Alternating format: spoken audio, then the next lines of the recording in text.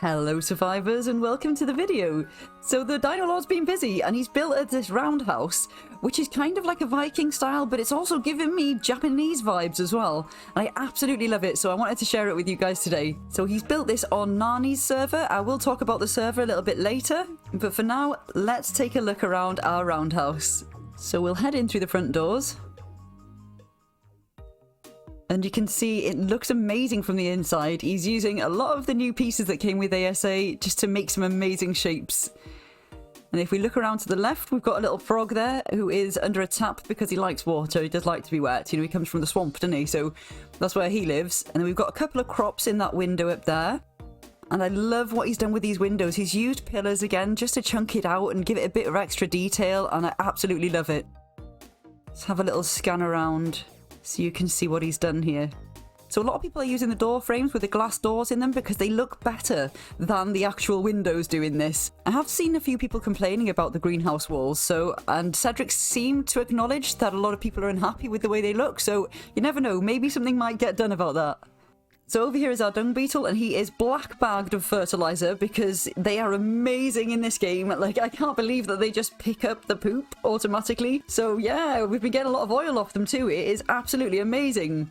Now, we've got some theries there, which is our breeding ones, and that thing was happening when I filmed this, where if you placed a building piece down and you came out of the menu, you'd whistle follow. So yeah, that's why they're a bit unorganized. So we come into the stairs here, we've got our fridge, we've got our bookcase, and our little workstation. And we managed to get to vault, so we were pleased. Got the chem bench and the fabricator. And let's take a little look up at the roof. You can see we've got our water retainers up there. And this is so handy. I mean, we may make a video about the new water system. I know it sounds a bit nuts, let's make a video about the water system, but it is just so good that I think it warrants its own video. And I like the way he's put them up there. It looks a bit like a chandelier, doesn't it? So yeah, really happy with that. Got the Ovi down here doing bits, collecting eggs.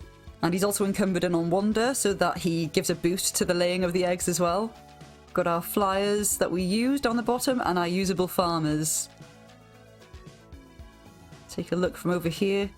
I love the ceiling. I just think it's so nice. He was considering putting a second floor in, but I like being able to look right up to that high ceiling when you come in through the door. So I was like, oh no, just maybe bring it out a little bit. So we'll go up to the bits that he brought out a bit at the top, just so you can see why he's done that. So as we head upstairs, the one little issue I have here is that we do have to duck to get under the Argy's tail. So these are our breeders up here. So we've got the Argy's, a Pteranodon which doesn't have a mate yet, so we'll have to look for one of those. So our living area is with the breeding dinos, so it's a bit weird really. So our bathroom is where the breeders are. So we've just made like a little bath with a shower in it, and then a table with a mortar and pestle as a sink and a tap above it. And here is where we sleep. So we've just got some beds with a little torch above it on a trophy wall mount and a box on either side. And the Dino Lord there having a little snooze. And then we've got our breeding thylers on here as well. So this is why he needed to extend the upper layer so that we could have our breeders up here. If we head to the balcony, we can take a look down at the inside of the base. There is a bit more inside that we need to look at, but first let's go out and make our way around the outside balcony. Ah, morning.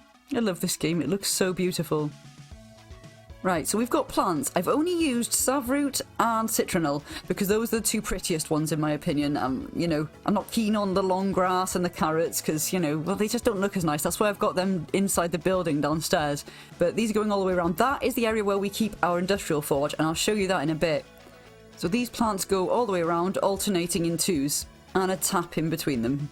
So now if we come through these doors here, we're back inside, and I can show you the sort of middle layer. So we've just got our grill down here. Love the new look of the new grills as well. Let me know what you guys think. I think they're so much better. I love the detail on them. And if we come around here, we just put a map up with a lamp underneath it. And then here is our little kitchen. You may have seen this in our cooking pot video. I did show a bit of it in that.